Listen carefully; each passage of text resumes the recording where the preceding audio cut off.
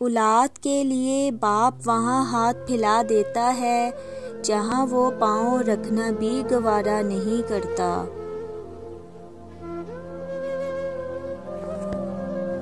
बूढ़ा हो गया हूँ मैं, थोड़ा वक्त दे दिया कर, बैठ कर 2-4 ही सही पर मुझसे बातें किया कर।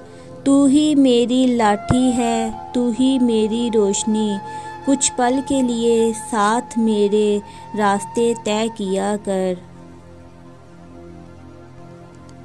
अगर बाप मर जाए तो माँ में बाप बनने की ताकत होती है, मगर अगर माँ मर जाए तो बाप में बाप बनने की ताकत भी नहीं रहती। ना हम नफस है ना हम सफ़र है बाबा, ये मकान अब दर बदर है बाबा। ना दिन में चांद डूबा ना रात में सूरज निकला, यानी मेरी हर दुआ बेअसर है बाबा। घर जाके बच्चों को चुपके से खिलाया होगा, उनको क्या मालूम कि किस हाल में कमाया होगा।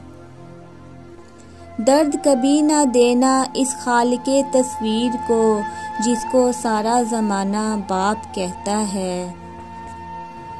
वो लहू बेच के मेरी ख्वाहिशें ख़रीद लाता है, बाप इतने एहसान कैसे कर जाता है।